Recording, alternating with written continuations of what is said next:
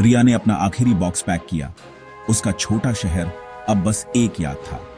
मुंबई एक सपना था, अस्त व्यस्त, जिंदा दिल और उम्मीदों से भरा। वह गुलमोहर हाइट्स में शिफ्ट हुई, एक पुरानी बिल्डिंग जिसमें पेंट उखड़ रहा था और फर्श चरमरा रहे थे, लेकिन फिर भी उसमें एक ऐसा आकर्षण था जो उसे खींच रहा था। किराया कम था, लगभग इतना कम कि शक हो, लेकिन रिया ने इसे एक आशीर्वाद समझा। उसका छठी मंजिल का अपार्टमेंट सिंपल था, ऊंची छतें और एक बालकनी जहां से शहर की हलचल भरी सड़कें दिखती थीं। रेसिडेंट्स विनम्र थे पर दूर दूर रहते थे। उनकी मुस्कान कभी ठहरती नहीं थी। हवा में एक भारीपन था, एक ऐसी खामोशी जो रहस्यों से भरी लगती थी। उसके माता पिता चाहते थे कि वह एक मॉडर्न कॉम्प्लेक्स में रहे, लेकिन रिया एक आर्टिस्ट होने के नाते बिल्डिंग की खामियों से प्यार करती थी। उसने कल्पना की कि दीवारें क्या कहानियां सुना सकती हैं। वह एक रूटीन में ढल गई, दिन में काम, रात में पेंटिंग। उसका अपार्टमेंट शहर के शोर से एक पनाहगाह था, लेकिन गुलमोहर हाइट्स में एक नियम था जिसका सब पालन करते थे। एक नियम जो रिया अभी तक समझ नहीं पाई थी। उसे जल्द ही पता चलने वाला था कि कुछ कहानियां दबी नहीं रहती और कुछ नियम अपने रिस्क पर तोड़े जाते हैं। गुलमोहर हाइट्स में लिफ्ट एक पुरानी चीज थी। उसके बटन 1 से 6 तक लेबल किए हुए थे, फिर सीधे 8 पर जाते थे। 7वीं मंजिल के लिए कोई बटन नहीं था, बस एक खाली मेटल प्लेट। रिया की जिज्ञासा बढ़ती गई। उसने रामलाल वॉचमैन से इसके बारे में पूछा। उसका चेहरा काला पड़ गया। वह मेंटेनेंस के लिए बंद है, पूछो मत, दूर रहो। चेतावनी तीखी थी आखिरी। पड़ोसियों ने इस विषय से परहेज किया। उनका डर साफ दिख रहा था। 7वीं मंजिल एक वर्जित विषय थी, एक रहस्य जिसे सब जानते थे, लेकिन कोई बात नहीं करता था। रिया उस गायब बटन के प्रति जुनूनी हो गई। उसकी आंखें हर बार लिफ्ट में जाते ही उस पर टिक जाती थीं। सीढ़ियां भी कहीं वर्जित जगह पर जाती हुई लगती थीं, लेकिन छठी मंजिल के बाद कोई उन पर नहीं चढ़ता था। बिल्डिंग की खामोशी एक दीवार थी जिसे वह तोड़ नहीं पा रही थी, लेकिन उसकी जिज्ञासा और तेज हो गई। एक ऐसी मंजिल के बारे में इतना खतरनाक क्या था जो मौजूद ही नहीं थी। यह रहस्य एक चुनौती थी जिसे वह नजरअंदाज नहीं कर सकती थी। गुलमोहर हाइट्स में जिज्ञासा एक खतरनाक चीज थी और रिया को जल्द ही पता चलने वाला था कि ऐसा क्यों था। एक तूफानी रात, एक ब्लैकआउट ने गुलमोहर हाइट्स को अंधेरे में डुबो दिया। रिया बेचैन होकर अपने फोन की फ्लैशलाइट ली और सीढ़ियों की ओर बढ़ी।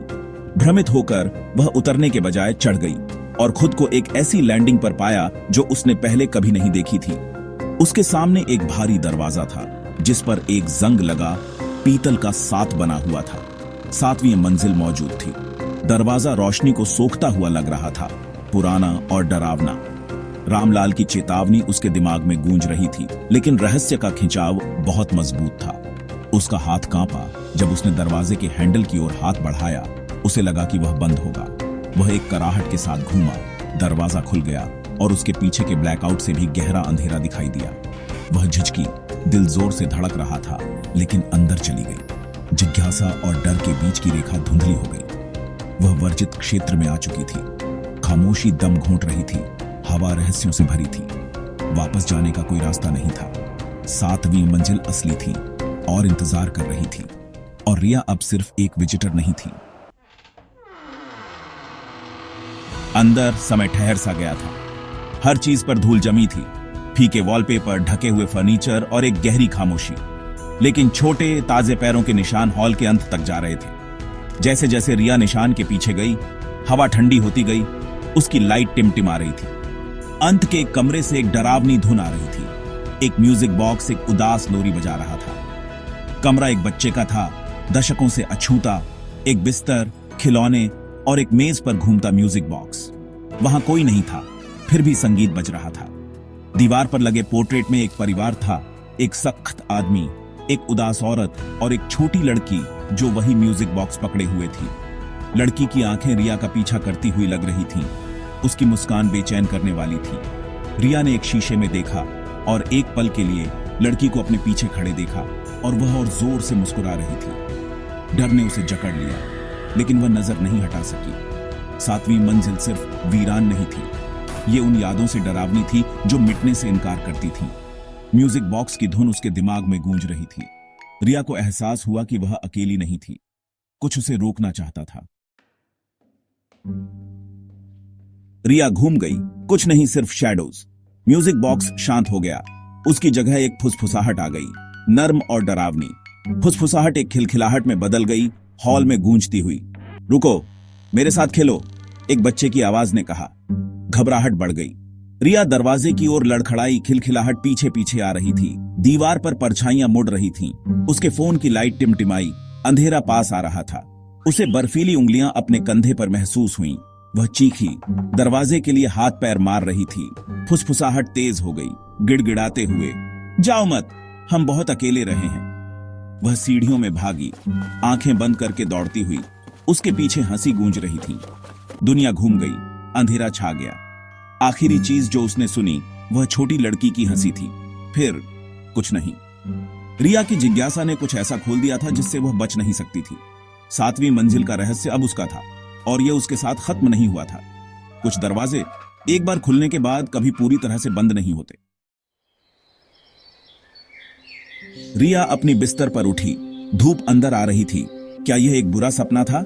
डर बना हुआ था। फिर उसने उसे देखा। 7वीं मंजिल से आया पुराना म्यूजिक बॉक्स उसकी बेडसाइड टेबल पर रखा हुआ था। वह उसे वापस नहीं लाई थी, या लाई थी। धुन बजने लगी। जब उसने उसे खोला, उसके अपार्टमेंट को दुख से भर दिया। उसके पड़ोसियों ने उसे हॉलवे में देखा तो डर से पीछे हट गए। आंखें डर से चौड़ी हो गईं। रामलाल ने उसे टाला। उसका चेहरा पीला पड़ गया था। वे जानते थे कि वह 7वीं मंजिल पर गई थी। अब उनका डर उसकी ओर था। वह चिन्हित थी, एक रहस्य से अलग थलग जिसे वह साझा नहीं कर सकती थी। म्यूजिक बॉक्स सबूत था। उसका बुरा सपना असली था, और डरावनी चीज उसके घर आ गई थी। रिया सचमुच अकेली थी। जवाबों के लिए बेचैन, रिया ने श्रीमती डी सूझा को घेर लिया, जो बिल्डिंग की सबसे पुरानी रेसिडेंट थी। बूढ़ी औरत मान गई। रिया को अंदर बुलाया। उसने कहानी सुनाई। दशकों पहले सेठी परिवार 7वीं मंजिल पर रहता था। मिस्टर सेठी क्रूर थे। उनकी पत्नी टूटी हुई। उनकी बेटी अंजलि अकेली। उसकी एकमात्र दोस्त एक म्यूजिक बॉक्स था। एक रात शराब के नशे में आग लग गई। परिवार जल गया। 7वीं मंजिल उनकी कब्र के रूप में सील कर दी गई। लेकिन उनकी आत्माएं, खासकर अंजलि की, कभी नहीं गईं। रेसिडेंट्स को रोने, संगीत बजाने की आवाजें आती थीं, और जो लोग उस मंजिल पर गए वे कभी पहले जैसे नहीं रहे। अंजलि का अकेलापन इतना गहरा था, उसकी आत्मा इतनी बेचैन थी कि वह किसी भी ऐसे व्यक्ति से चिपक जाती थी जो उसे नोटिस करता था। एक बार जब वह तुम्हें चुन लेती है, श्रीमती डी सूझा ने फुसफुसाया, वह कभी नहीं छोड़ती। रिया के हाथों में म्यूजिक बॉक्स अविश्वसनीय रूप से भारी लग रहा था। कहानी ने सब कुछ समझा दिया, और कुछ नहीं बदला। रिया को चुना गया था, और अंजलि की पकड़ कसती जा रही थी। बिल्डिंग का कर्स जिंदा था, और रिया उसकी सबसे नई शिकार थी। कुछ त्रासदी कभी फीकी नहीं पड़ती, वे किसी के सुनने का इंतजार करती हैं। रिया ने म्यूजिक बॉक्स से छुटकारा पाने की कोशिश की, लेकिन वह हमेशा वापस आ जाता था। डरावनी चीज उसका पीछा करती रही। बुरे सपने, दृश्य, 7वीं मंजिल तक नींद में चलना। उसकी कला अंधेरी होती गई। उसका दिमाग उलझता गया। अंजलि की उपस्थिति लगातार थी। उसके कान में एक फुसफुसाहट, उसके सपनों में एक परछाई। वास्तविकता और बुरे सपने के बीच की रेखा धुंधली हो गई।